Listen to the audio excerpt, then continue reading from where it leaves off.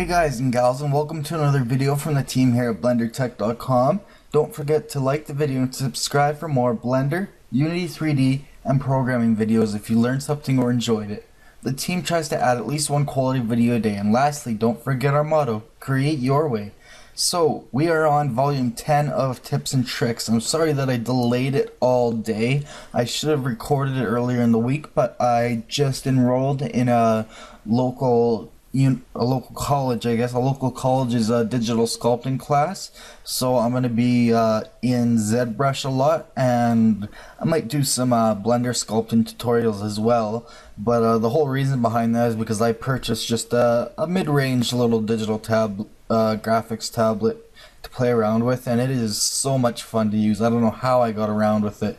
So that brings up a couple things that I'm going to bring up in today's Tips and Tricks volume. Anyways, so yeah, we're on volume 10 now, I believe.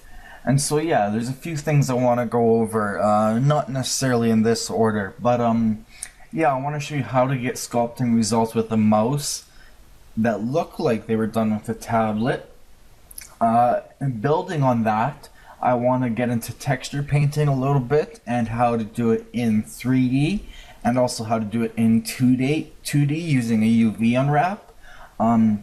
With Blender 2.73 daily builds getting better and better every day. I'm now on December 9th. The December 10th and 11th builds for Windows, they failed unfortunately, so we don't know what features have come out in the last couple days, but I want to show you all the cool new features. Especially there was a post today from Blend Swap of a cool grease pencil animation with the new grease pencil tools that are going to be available in 2.73, and I'll annotate a link to that video, that animation, because it's extremely cool. I also want to show you some of the new stock add-ons that are going to be in 2.73. I also wanted to show the use of the skin modifier because it's a major thing that it's a major modifier that you use before you start sculpting in Blender a lot of the time when you're making characters. And so I wanted to show some not necessarily tips and tricks, but I wanted to show how it works and why it needs to be used more. And also I wanted to bring up the point of how to get, or how to achieve quick quadding or triangulation when you create either a high poly or low poly, but usually a high poly model for game assets, and how to optimize it for bringing it into an engine like Unity or such. So these are just a few things I'm going to go over really quickly, and just something to throw out there because yeah, I've been so busy lately with some personal projects and learning a bunch about digital sculpting, and I've been taking a few days off because I've been overworking myself. So yeah, that's about all I have for you guys. I'm sorry that I don't have a huge list of things, but at least it'll be a quick video that maybe you can pick a few things up on. I also want to let you know that when I went shopping for my tablet, I just randomly happened to see a desktop microphone sitting there on sale, so I decided to pick it up. So we're going to see if it sucks or not, so let me know how the audio quality is. It's definitely picking it up at a higher level, but I don't know if there's going to be more noise and how the quality is compared to my microphone I was using before. Just the stand was great, and it allowed me to use my old stand for my webcam. So yeah, let's get started. So yeah, I'm using the December 9th beta build, so let's get into it. With my recent video that I did for the Zero to Hero series on your first render, I've reverted back to mostly factory settings except for my a few of my preferred user preferences. So I have a pretty stock setup again. I've changed things up quite a bit. But anyways, let's get started. To do texture painting in 3D, what you want to do is first it needs to be UV unwrapped. So you say, okay, well, I'm UV unwrapping it, why don't I just do it in Photoshop or the GIMP or whatever. Anyways, well, it's kind of cool doing it in 3D, so let's just do an automatic UV unwrap. Let's see how that looks.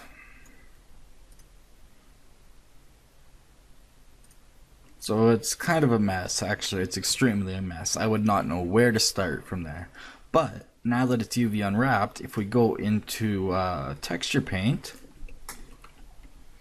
you can start painting colors on it. So you can see like that, and it uses black as a stock mask, but you can change that. And yeah, so now you can paint on it in 3D. So I don't know, maybe we'll highlight her eyes in this yellowish color, or maybe make her pupils bright green. Whoops, Blender's lagging.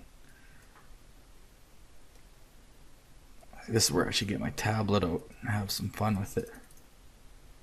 Some crazy pupils, and then you can see you have all these different options too. You can soften things. So this is not as good as the program Mari that I've been using for my 3D painting, but it definitely has its uses, especially for if you just want basic stuff, and like I said, you don't want to export the UV layout to Photoshop, or if you simply don't if the UVs are too complicated to go into Photoshop. So now I can color the rest of her, say, brown. You know, that would be the nice fur color. And you can see it works with the similar to sculpting. Every stroke increases the intensity up to full strength. So if I go all the way to full strength, however, I'm going to get the full color all over. So you can paint in all 3D views.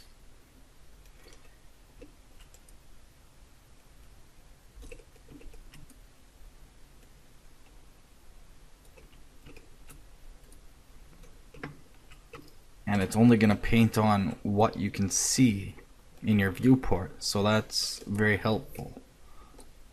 So there, I think we got most of her painted. I don't want to go into too much detail here. Kind of lost some of my details. Then you could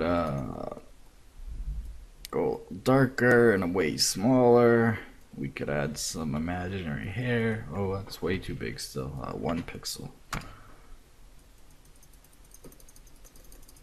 So, I mean, obviously I'm just playing around, but basically, yeah, there you have it. You can go like that. And if you choose texture, you can use textures to paint on. So an example of this, I don't have any textures offhand, but if I had one, I could load it in. Say something I created in Photoshop, or something that I downloaded, like a blood splatter. I could go and I could add blood splatters directly onto the object in 3D space. So it's a realistic way to add effects like that. I wish I had downloaded some textures that I could use for this.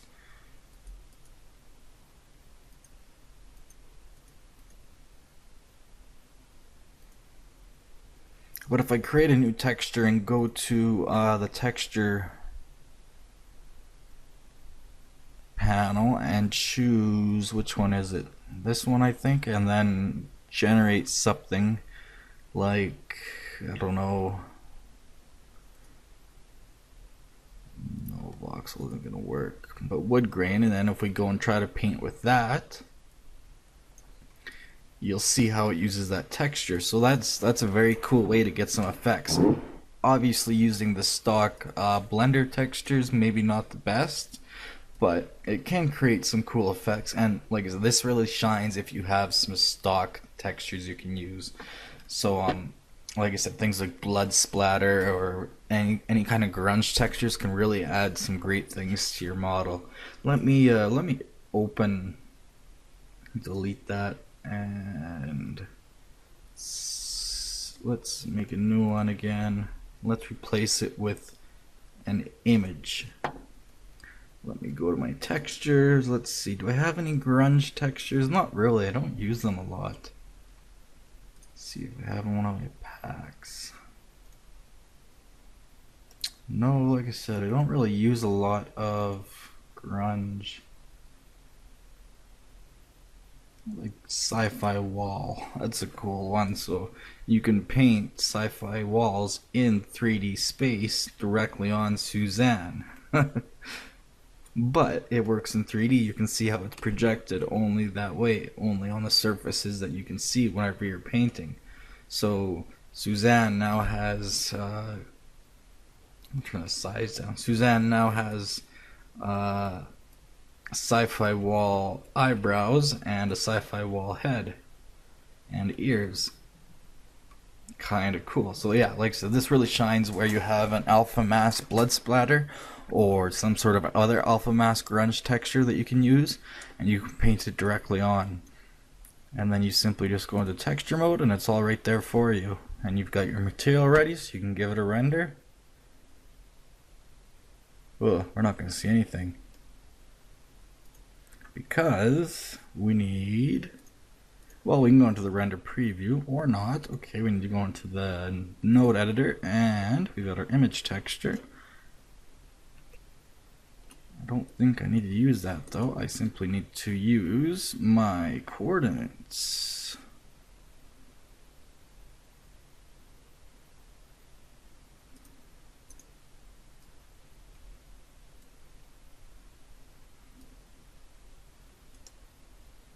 Let's see what that does. Is that the one I'm looking for? Yeah, I think so. Let's see what it looks like now. Yeah, so if you go into render view, as long as you've set up the UV coordinates, that's a very basic idea of how texture painting works in Blender. So again, a program like Mari is going to be so much more useful for this, but again, if you have a collection of alpha mask textures or some cool just actual textures that you want to apply to a model quickly without UV unwrapping and take it into Photoshop, this is where it really comes into power, and you can do some cool things fully within Blender. So I have to commend Blender there. It's really gotten to a point where it can get some pretty cool results.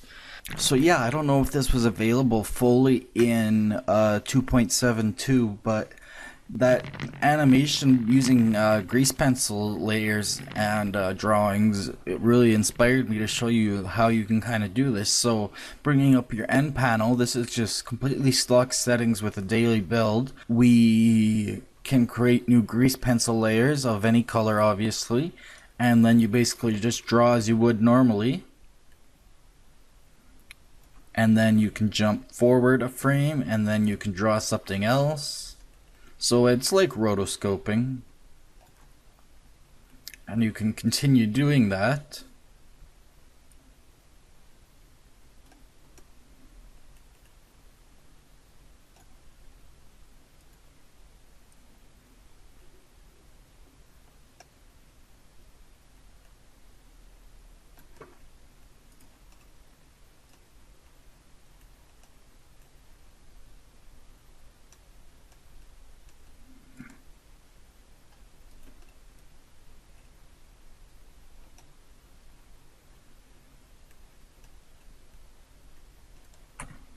And if you basically get an animation, and if you spend enough time, you can get a full-fledged animation using just grease pencil layers. So that's kind of neat, and you can render this out fully. I mean, I don't know the inner workings of getting a full animation using grease pencils and grease pencil layers, but I do know that with the proper use of the dope sheet and graph editor and NLA editor, and with some more settings, I know that you can get a full animation. Obviously, it's like I said, it's basically like rotoscoping. But yeah, you have frames here that are attached to different layers of the grease pencil.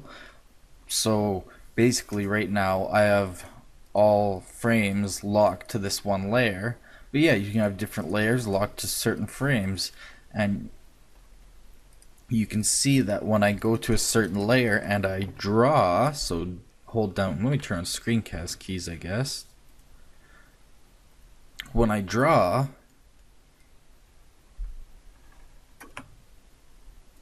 it creates a keyframe for me. So yeah, that's kind of cool.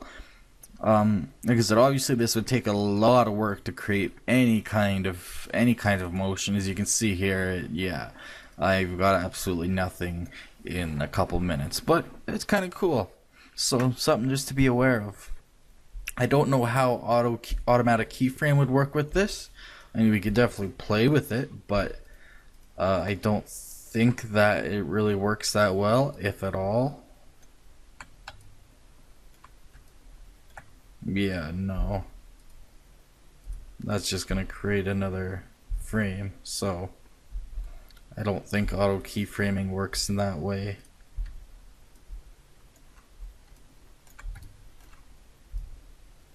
But yeah, just something to be aware of, that you can get some pretty cool results using that. So, if that wasn't 2.72, I apologize, let me know. But either way, after seeing that animation, yeah, I thought, hey, that is really cool. That kind of inspires me. But anyways, let's get on to something a little more useful. Let's get rid of this grease pencil layer and turn that off. And let's look through a few other features of the daily builds, the 2.73 beta. Because if you go through the actual folder structure of the daily builds, what am I looking for? Okay, maybe not. Where did I see it? In some of these, especially the testing add-ons, in the daily builds, it's under Blender 2.73, or that's what it shows in here anyways. It's under 2.73. It'll have like a 2.73 file name, but there's all sorts of cool things they have in here that that weren't there before. And like, so these are just testing, obviously. I don't know how many will actually make it into the official build, but we have so many useful things. Like I believe a lot of these weren't in here before. Grass Lab creates particle grass with a material that's been very, very cool to play with. Drop to ground. Discombobulator is kind of cool. Like I said, I don't know how many of these were not in 2.72, but some of these are just absolutely cool. And the online material library is fully working. I really want to play with meadow. It says efficient large-scale grass simulation. Let's enable that and see what we can do with that. Oh, I got an error. C console just says that it's testing. Okay, no big deal. I know that. So yeah, let's see what we can do with that. So it's in the scene properties. I don't see it. Maybe I gotta add an object. Oh, generate meadow. Could not find meadow ground object. Okay, well, let's create a mesh plane maybe. Scale it up. Generate meadow. Could not find meadow ground object. So this add-on, it was only added, it was only committed to the daily build on November 26th, and you can see it says that it provides a couple of operators for creating imagined copies of simulation objects and duplies for large-scale simulation of grassy fields and similar system. So you can read a little bit more about it here, and yeah, it was just added in the just recently, and so it must use the new blob and patch empties or whatever they are. You can see here I can add a group instance of blobs and patches and rigid body constraints now that but there's all sorts of other new add-ons. Let me see if I can find one that I can show off to you. So the motion trail add-on seems very useful for doing animations. You'll see I just animated this plane to go up and down in 3D space, basically just 2 keyframes, and if I hit play with the motion trail add-on enabled and with just a few settings changed, you'll see that now in the viewport it displays a motion trail of where it's headed and where it has been. And then you can see it frame 224 is the last one, and so that shows that's where the motion trail ended. And if I go on and then I grab it somewhere and insert another keyframe and then we play it over again,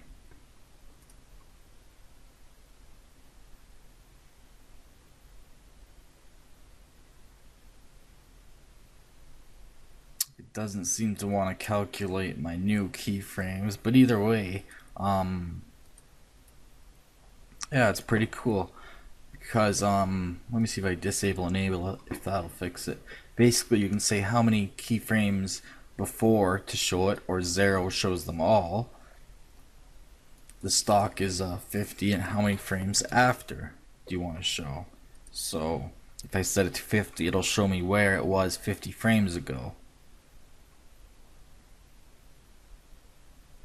So yeah, it looks like could be very useful for doing some animations. I set it to 0 again, it's going to show all.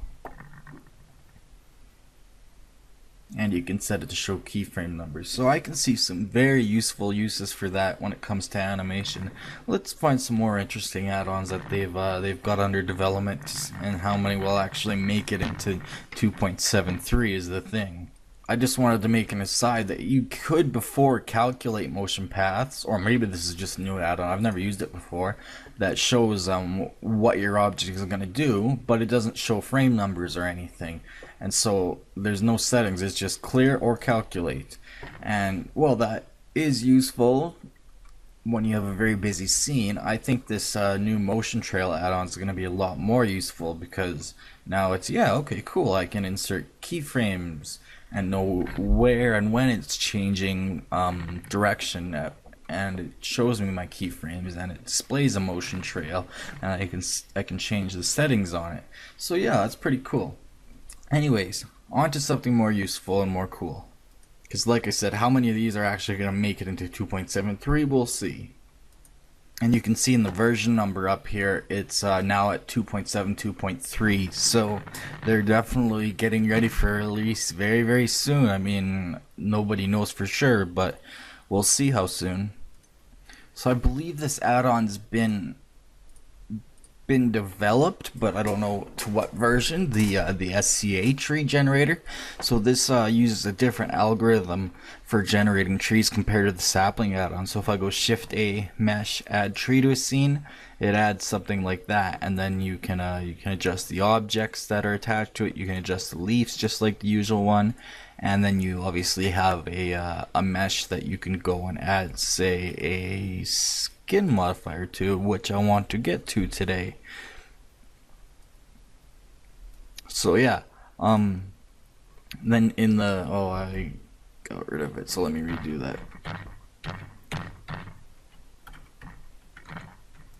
So if I add it again and go to F6, we have all these settings, so you can choose to add leaves or add objects, and there's all these settings. So yeah, not as many settings as the sapling generator, but definitely if you want to create just a simple little tree, it's there, and it looks like it's very stable, so that will be a cool one if it makes it into trunk and into the official release. Another one that sounded cool, and I don't quite know how to use it even after reading the documentation, is Futurism, which is made by Oscar Art, who makes just great stuff. And so basically it says under documentation that it just creates a duplicate of an object based on a constraint, a modifier, or anything else, any animated object.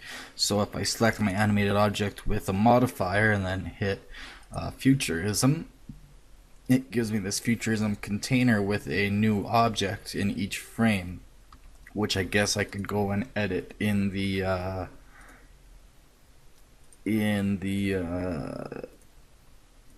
editor or anything like that.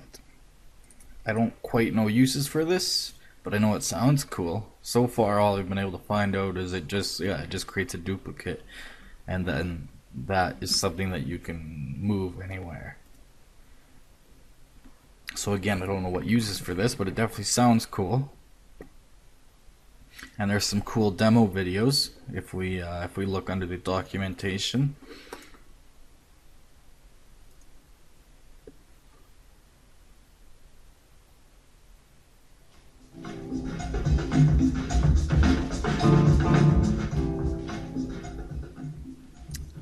And since it's under testing in the daily builds, it looks like they want to add it to the official build, even though it's been around for a few years now.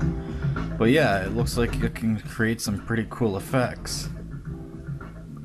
Anyways, I'm really not getting very far in today's video. I don't even feel like publishing it. I'm quite tired after all the work we did today. But yeah, let's see what else we have in the new version that looks like they may be adding.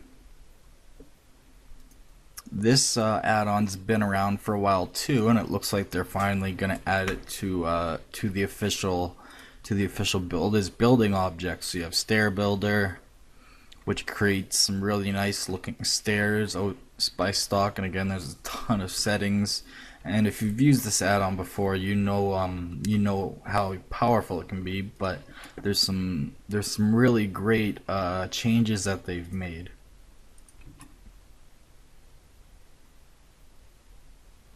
So if you want to play around with these, I see this is the old window builder. That's one they haven't updated. But yeah, they've put it all into building objects. Like beam builder used to be a separate modifier, window used to be a separate one, wall factory used to be a separate one, and it looks like they're all adding them all in together under one add-on so that you can build more exterior objects, because most people use Blender, it seems, for environmental stuff because it says multiple authors. So yeah, that's kind of cool too. And if you want to play around with any of these, yeah, just go download the daily build. It's extremely stable. I've been downloading them about once or twice a week, and I've had one crash, I think. What else do we have? This will be really cool for doing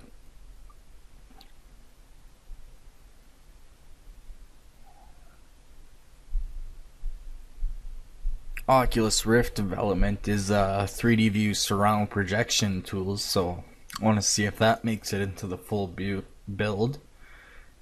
And yeah, there's a bunch of stuff in here that you can just play with, and they're really trying to add a lot of things into the game engine.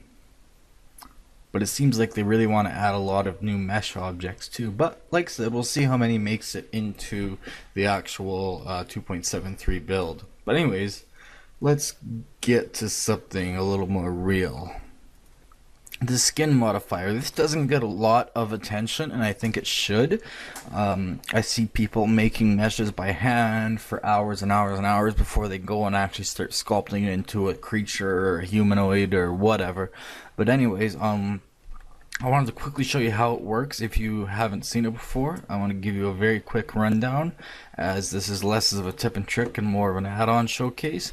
But basically you just create a new mesh, and I'm just gonna rotate it along the X 90 degrees. Go to edit mode. I'm gonna merge everything down into one point, and if you just extrude a bunch of lines,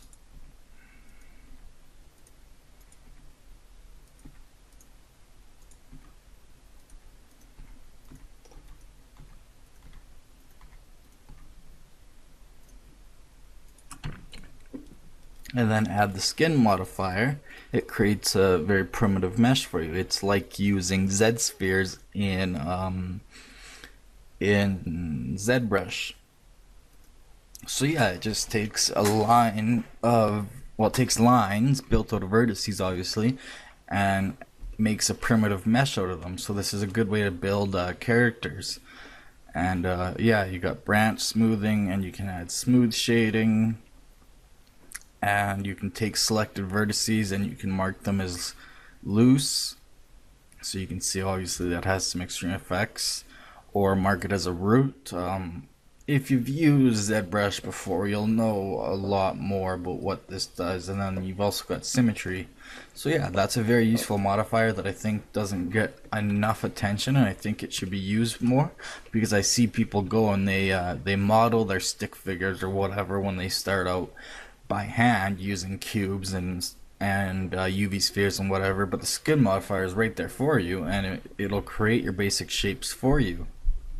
Anyways, I just wanted to get that out of there quickly. I was kind of ranting on that today as I was going through watching these Z spheres and how easily it allowed you to create primitive meshes that you could sculpt on. I'm really running out of energy here at the end of the day. This is probably my worst tips and tricks ever. There's no actual tips and tricks in here. Maybe just in a somewhat interesting watch if you're bored. Um, there is a new. Before, when you had something, you could go to object and quick effects and you could make it explode, smoke, or turn it into a fluid. Or I don't know, there's three options, but now there's an extra one. I believe it's quick fur, and that just adds a quick particle system to it, I believe.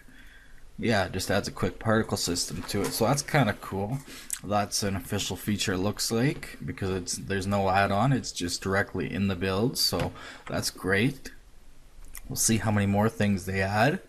So yeah, that's all I'm really gonna get into today. I'm really lost for tips and tricks. I just been so busy lately. I'm gonna start recording little bits and pieces throughout the week and then form them all into one video, which I can release on the Thursdays. But I didn't want to leave you guys hanging. I wanted to put something out there, even if it's complete crap. But anyways, thanks for watching from the team here at BlenderTech.com. Again, that's BlenderTech.com. If you enjoyed this video and learned something, please like it and don't forget to subscribe for more Blender, Unity 3D, and programming videos. We're now on Twitter also at twitter.com/blender_tech. That's at blender_tech, and Facebook at facebook.com/blendertech page, all one word.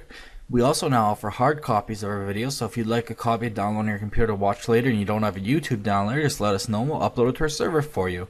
And if you dislike this video for some reason, don't just leave. Instead, leave a comment or email the team at info@blendertech.com about what you did or did not like.